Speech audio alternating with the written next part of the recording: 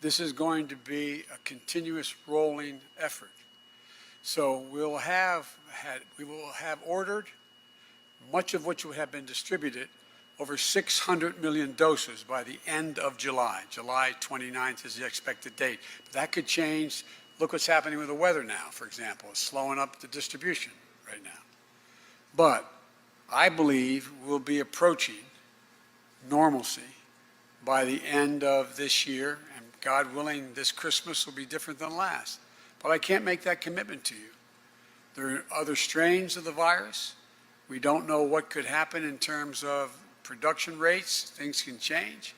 But we're doing everything the science has indicated we should do, and people are stepping up to get everything done that has to be done. We're going to have debates about whether or not, for example, I can't set nationally who gets in line when and first. That's a decision the states make. I can recommend, I can say what I've said, like I'm the guy that said we should lower it to 65 years of age.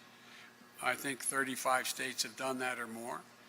I think that, for example, I think it's critically important to get our kids back to school. I think it's really important because of the psychological damage being done and the loss of time. A kid loses a semester when they're in 5th grade. It means they're not just a semester behind, they may be a year and a half behind. All the difficulty. You were at that town meeting I had where that little girl was worried that, her mommy told her mommy she worried maybe she's going to die. So there's a lot. I think it's important we get people back in school.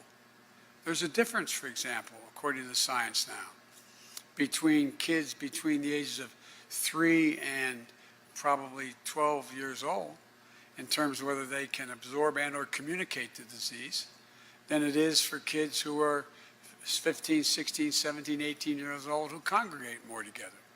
It's harder in a high school than it is in a grammar school. We know certain things are necessary. Social distancing, smaller class sizes, ventilation, testing, and the possibility that staff, whether it's the staff taking care of the sanitary conditions in the school, or simply, you've heard me say this before, bus drivers. To open the schools, we need more buses and bus drivers. We can't put kids packed in a bus, sit next to one another. So we know the things that have to be done.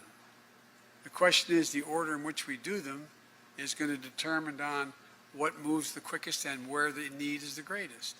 Obviously, we still have to focus on first responders, our doctors, our nurses, those delivering the services. But the reason I bother to bore you with that detail is to try to explain to the American people that this is a process, but we know now the fundamental basic elements.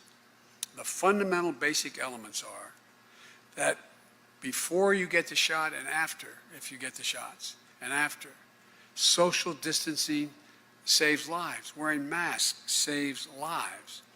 Making sure that you wash your hands with hot water saves lives. This is not hyperbole. This is not a political statement. It's a reality. The science has demonstrated that. We also know that it's one thing to have a vaccine available. The problem was how you get into people's arms. There's not enough people to vaccinate. All the great hospitals in this state, and in my state, they can line up and give people, but they can't possibly handle the volume that is needed. So what do? You get more people qualified to give vaccinations. The quicker you can open up places and the people can come up and demonstrate they're on the pecking order, they're ready for their shot and they're qualified. Keeping places open 24/7 makes a lot of sense, but you need people to do it. So we all know the basic things that have to happen. Now, we also know that there are things that intervene. Things happen. Weather. People get ill. People get confused. There's a lot of people who aren't able. You've heard me say before, my little granddaughter can use that cell phone of hers to do more in about 12 seconds than I can do it in an hour. But a lot of people aren't able to. A lot of people who need the help. They say, well, get online. Well, they don't have a means to get online. They might not have the ability to get in line, and they may not know how to do it. Talk about everybody is, most people are within 5 miles of a pharmacy.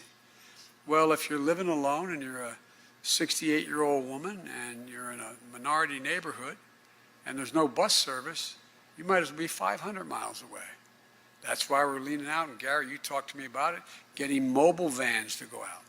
So we know the kinds of things that have to be done.